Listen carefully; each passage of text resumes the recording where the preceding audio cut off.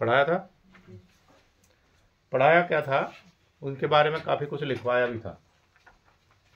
और मैं पिछली क्लास में भी आपको ये बता चुका हूँ कि उसमें जब उन्होंने पहला चित्र बनाया था वेगवान घोड़ा, ध्यान से सुनिएगा अब इसको, केवल आप ही के लिए स्पेशल, क्योंकि आपने बहुत अच्छा प्रदर्शन नहीं किया है। और जब ऐसा प्रदर्शन होता है तो जो मेरे दिमाग के तार हैं ना वो एकदम से झंझन आ जाते हैं। मुझे अपने आप पे शक होता है, इतनी मेहनत करने के बावजूद भी अगर मैं आपको 125 में से 120 तक नहीं पहुंचा पाया तो फिर बिल्कुल बेकार है, वो मेरे लिए बिल्कुल बेकार है। मुझे तुरंत छोड़ देना चाहिए, ठीक है। अगर आप मेरे साथ चल नहीं सकते तो आपको मुझे पीछे पकड़ करके खींचने का अधिकार नहीं है। अगर आप मेरे साथ साथ नहीं चल पा रहे हैं तो आपका यह भी अधिकार नहीं है कि आप मेरी टांग पकड़ करके पीछे खींचे। मुझे उन बच्चों को लेकर के साथ साथ चलने दीजिए जो लक्ष्य तक पहुंचने के लिए तैयार हैं। ये बेहद गलत बात है। ये केवल पेपर रिपीट हुआ है भाई, कल आपको पेपर की आंसर शीट दे दी, आप जब उसको देख करके भी नहीं कर पा रहे तो फिर आप जीवन में कर क्या पाएंगे, ये बताइए ना आप मुझे। जब आपको 24 घंटे में आप 125 सवाल याद नहीं कर पाए, 125 छोड़िए, हम केवल 120 के लिए बोल रहे हैं, तो फिर आप कर क्या पाएंगे, मतलब कर क्या रहे हैं आप लोग, गलत बात है। एक प्रकरण था किसका, राजा रवि वर्मा का। जब उनको मौका मिला था, जब उनके मामा थे, उन्होंने देखा कि मंदिर की दीवार पर एक घोड़ा बनाया हुआ है, उसका नाम था वेगवान घोड़ा। जो मंगला थी उनकी बहन ने उसको क्या दिया था, कोयला, कोयले से ही बनाया हुआ था वो फर्स्ट चित्र उनका। जब सब घबरा गए और उनके मामा आए, क्योंकि कला के पारखी थे, जब वो वहां आ गए तो उन्होंने पूछा था भाई किसने बनाया ये चित्र। उन्होंने हाँ में सिर हिला दिया, बोले नहीं थे। तब उनसे एक बात बोली थी, जब उन्हें लगा कि अच्छा चित्रकार बन सकता है और एक मौका भी मिला, राजघराने में कोई चित्रकारी सिखाते थे, उनके पास जाने का मौका मिला, तो उन्होंने उनके ऊपर सर पर हाथ रखा और बोला, जिंदगी में आगे बढ़ने के मौके बहुत कम मिलते हैं, जो व्यक्ति लपक करके इनका स्वागत करते हैं वो आगे बढ़ जाते हैं। उसी वाक्य को राजा रवि वर्मा ने अपने दिमाग में लिख लिया और वो कहने से चले गए, बैलगाड़ी तैयार की गई और उनको भेज दिया गया। वो सीख करके कितने बड़े चित्रकार बने। आज भी लोग याद करते हैं ना। तो जीवन में मौके बहुत कम लोगों को मिलते हैं, शायद आपको मौका लास्ट ही हो, और खासकर लड़कियों को। पहली बात तो घर में से नहीं निकलने दिया जाता। घर में से निकलने का मौका मिला है, अगर आपको पंख लगाने हैं, पंख लगाने तो उसी समय का फायदा उठाना चाहिए। जो मौका मिला है उसको 100% क्रॉस करिए आप, 100% उसका फायदा उठाइए। बार बार आपको ना तो कोई मौका देगा, मैं नहीं समझता। हमारे पास कई सारी लड़कियां, मेरे पास ऐसे उदाहरण हैं जो बेहद होशियार थी, लेकिन कोचिंग के समय पे उनकी शादी होगी, शादी के बाद वो आज तक भी सफल नहीं हो पाई हैं। ठीक है, वो मेरी नज़र में थी कि सफल होंगे और अच्छे नंबरों से सफल होंगी। जिन्होंने बात मानी उनके ये बोर्ड पे हैं, बोर्ड पे आज भी खिलखिला रही हैं, देख रहे हैं आप उनकी खुशी, उनके चेहरे पर वो खुशी तो देखिए। जिन लड़कियों का चेहरा बुझा हुआ था जिस समय आई थी, जिस दिन उनका रिजल्ट आया तो किस तरीके से मुस्कुरा रही हैं भाई वो। क्यों, कुछ तो खास होगा इनमें, कुछ तो खास होगा, कुछ तो फॉलो किया होगा, कुछ तो पालन किया होगा बातों का। ऐसे ही नहीं कोई यार, ऐसे ही कोई हीरा थोड़ी बन जाता है।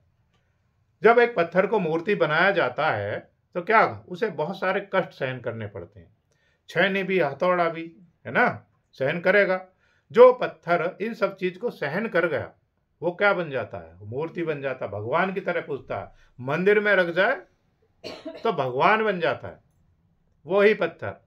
कोई एक पत्थर जो उस कष्ट को सहन नहीं कर पाया, छैनी की मार को नहीं सहन कर पाया, वो आज भी सीढ़ी का काम करता है जिस पर रोज सुबह उठ करके लोग पैर रखते हैं।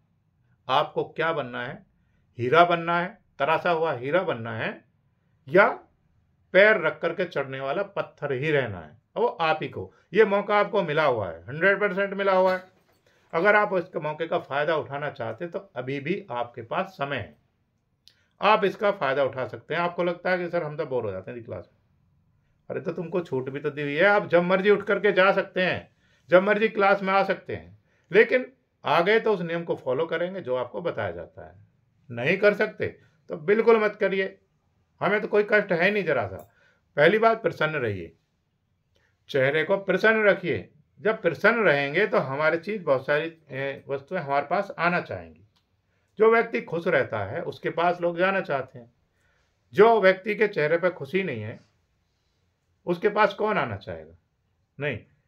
दुख दर्द ऐसा है, दुख दर्द, किसी का जीवन ऐसा नहीं है जिसमें दुख दर्द ना हो, है किसी का? एक प्रकरण है, एक जो व्यक्ति थे, एक लेडी थी, उनके एक छोटा सा बेटा था, उसकी मृत्यु हो गई। दहाड़ दहाड़ के रो रही थी, ठीक है, अपने सीने में हाथ मार रही थी, दुनिया भर का कौतक कर रही थी वो, जैसे उसका सब कुछ लूट गया। अब उसने देखा जी उसको जाने नहीं दे अंतिम संस्कार के लिए। वह बाई चांस ऐसा हुआ कि वो एक महाराज जी आ गए, गौतम बुद्ध कह सकते हैं। हम बेहद प्रभावित हैं भगवान बुद्ध से, ठीक है, उनकी शैली से, उनके उपदेशों से। तो वो आए वहां पर, उन्होंने देखा कि भाई इसको क्या हुआ औरत को। कहने लगा महाराज जी भिक्षा नहीं मिलेगी, आप देख रहे हैं आप क्या स्थिति है यहाँ की। कहने लगा अच्छा। उन्होंने कहा कि क्या हुआ? कि इसके पुत्र की मृत्यु हो गई। कहने लगे बस इतनी सी बात? जब उन्होंने कहा इतनी सी बात तो सब उनका चेहरा देखने लगे, इतनी सी बात है? उन्होंने कहा इसे तो मैं अभी जीवित कर दूंगा। अब वह सब सन्नाटा छा गया, ऐसा कैसा यार आदमी है, इसको जीवित कैसे कर देगा? उसने कहा हाँ मैं अभी जीवित कर देता हूं इसे। उसने कहा लेकिन मैं कई दिन से भूखा हूं, पहले मुझे आप खाना खिलवाओ। सब लग गए उनकी सेवा। चलो खाना कितनी देर की बात है, सब लग गए जी, चलो भाई महाराज जी आए हैं जीवित कर देंगे, सब उनकी सेवा में लग गए। उसने कहा रुकिए, खाना मुझे ऐसे नहीं खाना, मुझे जो रोटी आप बनाएंगे उसी आटे की बनाएंगे जो आप मांग करके लाएंगे। उसने कहा तो ये कौन सी बड़ी बात है, गांव में कितने घर अब लेकर आए।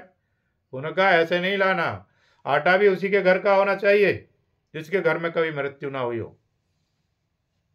उसने कहा कि ठीक है अभी चल देते। घर से 4-6 लोग चल दिए, चलो भाई ढूंढते जल्दी। अब ढूंढते ढूंढते 1 गांव 2 गांव 3 गांव 4 गांव, उन्हें 2-3 दिन हो गए, वापिस नहीं आए जी। घूम करके आ गए, जब देखा यार कोई ऐसा नहीं मिल रहा, उनकी समझ में आ चुका था, वो घूमने से ही समझ में आ गया कि महाराज जी सही कह रहे थे। उन्होंने कहा कि महाराज जी ऐसा कोई घर नहीं मिला जिसके घर में मृत्यु ना हुई।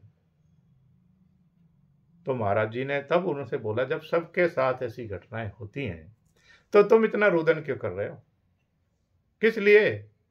जो सत्य है उसको जितनी जल्दी हम स्वीकार कर लेंगे उतना ही कष्ट हमें बहुत कम होगा। जब तक हम सत्य को स्वीकार नहीं करेंगे इतना ही कष्ट हमारा बढ़ता जाएगा। कष्ट को कम करने का सबसे अच्छा तरीका क्या है? आत्म अनुशासन। आपको यहाँ पे जो पाठ पढ़ाया जाता है वो आत्म अनुशासन का ही पढ़ाया जाता है। ज्ञान किसमें है? किताबों में दुनिया भर का है भाई। इंटरनेट पे आप एक क्लिक करिए दुनिया भर की चीज आ जाएंगी, तुम पढ़ भी नहीं पाओगे, इतना आ जाता है।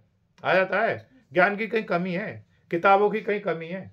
यहाँ पे केवल आत्म अनुशासन सिखाया जाता है, किस चीज को किस तरीके से फॉलो करना है, किस समय पे क्या खाना है, बताते हैं ना। डॉक्टर एक साथ क्यों नहीं दे देता भाई सारे दिन दवाई एक साथ खा के सो जाना, कहता है क्या? बताता है ना, इसको इतने बजे खाना है, इसको इतने बजे, इसको इस तरीके से लेना है। तो वो क्या भाई, नहीं तो आप ले लो यार मेडिकल से दवाई जा करके, लेकिन वो क्या आत्म अनुशासन सिखा पाता? वो नहीं सिखा पाता। वो सिखाता तो वो डॉक्टर ना होता। और जो डॉक्टर है जो आत्म अनुशासन सिखाता है वो दवाई नहीं बेचता, ठीक है। तो काम अलग अलग है सब दोनों का। तो ऐसे ही मेरा भी काम अलग है, आपका भी अलग है।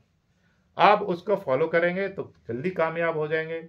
जिसने फॉलो किया है वो कामयाब हुआ है, 101% कामयाब हुआ है। अब हो सकता है आपको इस काम से भी ज्यादा जरूरी कई काम हो, है ना, होता है ना ऐसा। एक गाना सुना है आपने, प्यार से भी जरूरी कई काम है, प्यार सब कुछ नहीं जिंदगी के लिए। आप प्यार की जगह हटा करके यहाँ पे किताबें रख ली नहीं, किताबों से भी जरूरी कई काम है। हो सकता है आपकी लाइफ में किताबों से जरूरी कई काम हो, आप उनमें लग रहे हो, तो आप इसको बाद में रखिए ना। पहले वो काम जरूरी है वो कंप्लीट करिए, उसके बाद फिर किताबों को छूइए। जिस दिन किताबों को छुए फिर उस दिन उसको सबको एक साइड करिए। ये बात अच्छी नहीं है भाई, ये मुझे बिल्कुल गलत लगा, और जो गलत लगा वो मैंने आपसे बोल दिया। वो आपके ऊपर बात है।